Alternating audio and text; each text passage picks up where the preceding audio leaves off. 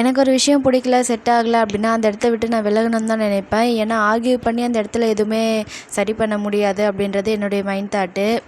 இப்போ ஒர்க் பண்ணுற இடத்துல ப்ரெஷர், டென்ஷன் இருக்கிறது எல்லாருக்குமே தெரிஞ்ச விஷயம் தான். நம்ம எப்படா வீட்டுக்கு போய் ரிலீஃப் ஆவோம், ரெஸ்ட் எடுப்போம் அப்படின்னு தான் எல்லாருமே நினைப்போம் இல்லையா?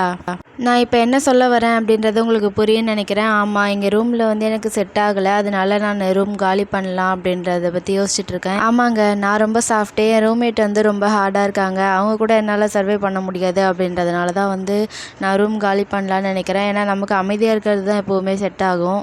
இன்னொரு விஷயம் என்னென்னு பார்த்தீங்கன்னா, எங்கள் ரூமில் வந்து பூஜை பண்ணுறதுக்கோ சாமி கும்பிட்றதுக்கோ எந்த ஒரு வாய்ப்புமே இல்லை. இப்போ ஒரு வீடோ இல்லை வந்து தனியாக ஒரு ரூமோ இருக்குது அப்படின்னா நம்ம பூஜை பண்ணிக்கலாம் அப்படின்றதுக்காக தான் இப்போ வேறு இடம் மெயினாக மாறுறதும் கூட.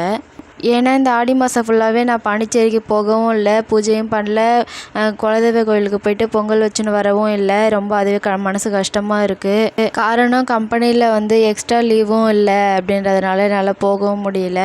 ஒன் டே லீவ் வச்சு நான் அவ்வளோ தூரம் போயிட்டு திரும்ப வந்து திரும்ப இதெல்லாம் எப்படி செட் ஆகுமா அப்படின்ற மாதிரி யோசிச்சுட்டு நான் இங்கே இருந்துட்டேன். அப்புறம் இன்றைக்கி 8 மணிக்கெலாம் அலாரம் வச்சு எழுந்தாச்சு, ஒர்க் எல்லாமே முடிச்சாச்சு. திரும்ப 10 மணிக்கு படுத்து தூங்கிட்டு திரும்ப 12 மணிக்கு எழுந்து ஒர்க் போகிறது தான் இன்றைக்கி பிளான். நான் பட்ட கஷ்டம் எல்லாம் வீணாக போயிடுமோ அப்படின்ற மாதிரி ஒரு கவலை. என்னன்னு பார்த்தீங்கன்னா, நைட்டு ஃபுல்லாக மழை, காலையில் வந்து அவ்வளோ துணி துவச்சி போட்டிருக்கேன். ஆனால் சூரியன் வந்து வரலாமா வேணாமா அப்படின்னு சொல்லிட்டு ஒளிஞ்சு நின்று பார்த்துட்ருக்கு. சரி, ஓகே, எனிவே எது வந்தாலும் ஏற்றுக்கலாம். சரி, ஓகே, நாளைக்கு பார்க்கலாம். பாய்.